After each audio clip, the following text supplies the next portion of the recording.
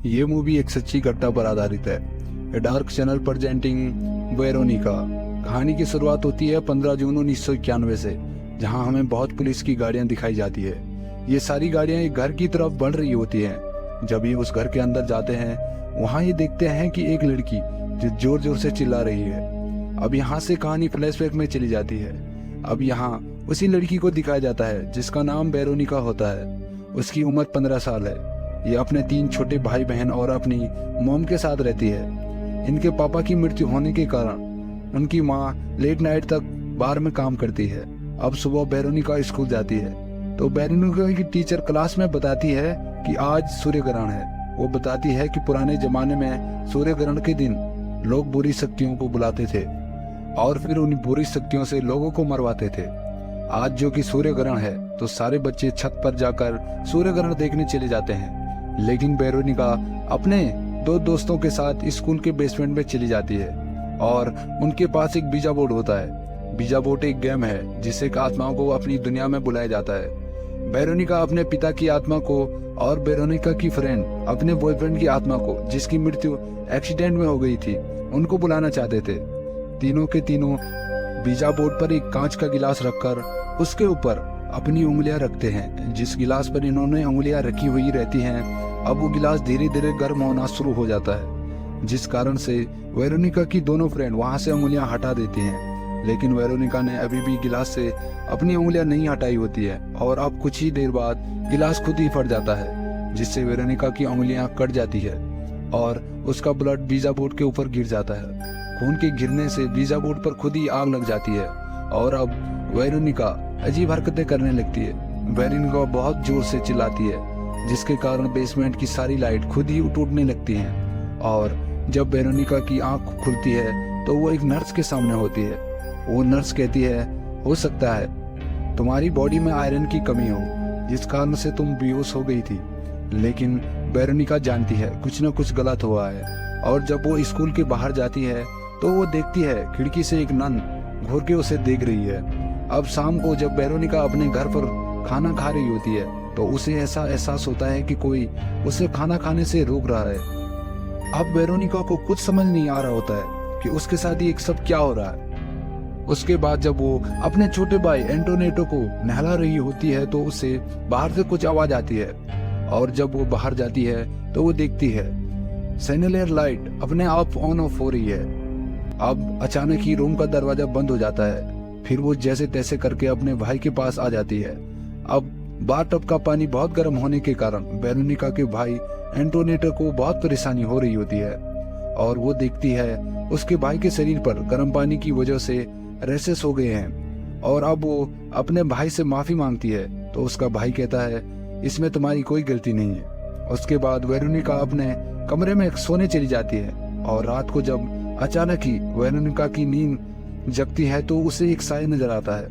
अब अगले दिन जब वेरोनिका स्कूल जाती है तो वो अपनी फ्रेंड से पूछना चाहती है कि आखिर उसके साथ उस दिन बेसमेंट में हुआ क्या था, लेकिन उसकी फ्रेंड उसे कुछ नहीं बताते और अब वो बेसमेंट में चली जाती है। जब वो बेसमेंट में जाती है तो उसे वहां वही नन मिलती है जो उस दिन खिड़की से उसे घूर कर देख रही थी। और हमें यहाँ पर पता चलता है कि ये नन ब्लाइंड है। वो वेरोनिका को बताती है तुम्हारे शरीर में एक बुरी शक्ति है और अब वो बूढ़ी नन उसके शरीर से वो बुरी आत्मा को निकालने की कोशिश करती है, पर उससे कुछ नहीं होता। वो वेरोनिका से कहती है जो तुमने शुरू किया था उसे तुम्हें खत्म करना होगा, क्योंकि जो भी बीजा बोर्ड से आत्मा बुलाता है तो उसे वो गेम पूरा खेलना होता है। अब वो नन उसे कहती है तुम्हें अपने भाई बहन का ध्यान रखना चाहिए। अब वेरोनिका अपने घर पर जाकर हर जगह पर पवित्र निशान बनाकर लगा देती है। रात को जब वो चादर सुखाने बाहर आती है तो उसे एक काला साया दिखता है।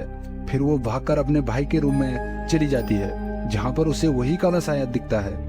अब वो काला साया अपना हाथ आगे बढ़ाता है और खुद ही वो सारे पवित्र निशान जलने लगते हैं। अब वो डरकर अपने भाई को उठाती है और वेरोनिका का भाई कहता है कि उस साये ने मुझे मारने की कोशिश की। अब इसलिए वेरोनिका डिसाइड करती है कि वो अपने भाई बहन को अपने साथ सुलाएगी। अब रात को फिर उसे वही साया दिखता है। जब वेरोनिका उस साये के पीछे जाती है उसे वहां और भी साये नजर आते हैं। फिर वेरोनिका पवित्र क्रॉस उठाकर वहां पर चली जाती है। तभी उसे दरवाजे के पीछे से उसे एक और साया नजर आता है, लेकिन जब वो दरवाजा खोलती है वो देखती है वो और कोई नहीं बल्कि उनकी मॉम है, जो नाइट में काम करके आ गई होती है। फिर उनकी मॉम उसे ऐसा करने से बहुत डांटती है। अब वेरोनिका सोने चली जाती है तो उसे बहुत बुरा सपना होता है, और जब सुबह को वेरोनिका अपने बिस्तर पर जाकर देखती है तो वहां पर खून होता है और बिस्तर के नीचे जलने के निशान होते हैं। फिर वो अपने भाई के बेड पर जाकर देखती है तो वहां पर भी उसे ऐसे ही निशान दिखते हैं। इस बात से डरकर अब वो उसी नन के पास चली जाती है।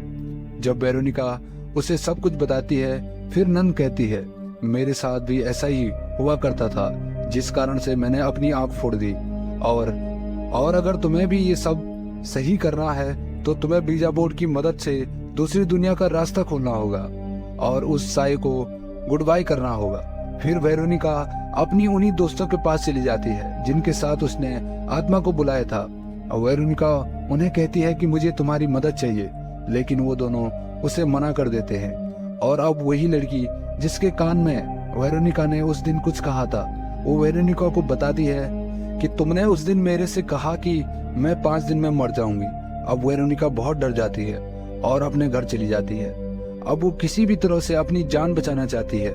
अब वेरोनिका तय करती है कि वो अपने दोस्तों के बदले अपने भाई बहन को बीजा बोर्ड के सामने बिठाएगी और उस आत्मा को उसकी दुनिया में भेज देगी। इसके बाद वो अपने छोटे भाई एंटोनेटो को एक किताब देती है और कहती है, इस तस्वीर को घर के हर एक कोने में बना दो। लेकिन एंटोनेटो वो तस्वीर नहीं बल्कि दूसरे पेज की तस्वीर को बनाने लगता है। उस तस्वीर से आत्माएं उसके घर की तरफ और भी अट्रैक्ट होंगी। अब ये सब बीजा बोर्ड के सामने बैठकर गिलास पर अंगुलियां रख देते हैं, जिस तरह इन्होंने पहले किया था। अब ये दूसरी दुनिया के दरवाजे को खोल देते हैं और उस बुरी शक्ति को गुड बाय कहते हैं, पर वो आत्मा उसे गुड बाय करने से मना कर देती है और वो गिलास अपने आप लुढ़क कर दरवाजे की ओर चला जाता है। अब वेरोनिका बहुत डर जाती है और वो पुलिस को कॉल करती है। अब ये वही सीन होता है जहाँ से मूवी स्टार्ट हुई थी। वेरोनिका देखती है उसके भाई को उस बुरी शक्ति ने उठा दिया है। फिर वेरोनिका अपने भाई को ढूंढने वॉशरूम में जाती है, जहाँ पर उसे अपना भाई मिल जाता है। उसके बाद वो अपने भाई बहन को नीचे लेकर जाती है। अब इससे पहले कि वो सब घर के बाहर जाते, वेरोनिका मिरर में देखती है कि उसका भाई उसके हाथ में नहीं है। ये देखकर वेरोनिका बहुत घबरा जाती है, क्योंकि उसका भाई अभी भी उनके साथ नहीं होता है। इसलिए वेरोनिका एक बार फिर से घर के अंदर जाती है, और जब ये घर के अंदर जा रही होती है तो घर की सारी चीजें खुद ही गिरने बैठ जाती हैं। अब वेरोनिका वहां पर पहुंच जाती है जहां पर इसका भाई छुपा हुआ था। अब वेरोनिका अपने भाई को साथ चलने के लिए कहती है, लेकिन उसका भाई उसके साथ चलने के लिए साफ साफ मना कर देता है। इसके बाद जब वेरोनिका अचानक ही मिरर में देखती है तो उसे दूसरी तरफ वो नहीं बल्कि वही काला साया दिखाई देता है।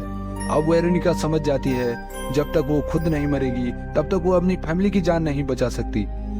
इसलिए अब वो खुद को मारने की कोशिश करती है, लेकिन वो आत्मा उसे ऐसा करने नहीं देती है। और उसी वक्त वहाँ पर पुलिस भी आ जाती है, और जब एक डिटेक्टिव घर की इन्वेस्टिगेशन कर रहा होता है तो वो देखता है वेरोनिका की तस्वीर पर खुद ही आग लग जाती है। और अब डिटेक्टिव समझ जाता है कि वेरोनिका की मृत्यु हो गई है। और 5 साल बाद डिटेक्टिव वेरोनिका की फाइल में ये लिखता है कि ये एक पैरानॉर्मल एक्टिविटी का केस था। ये थी वेरोनिका की सच्ची कहानी। उम्मीद करता हूँ कि आपको ये मूवी पसंद आई होगी।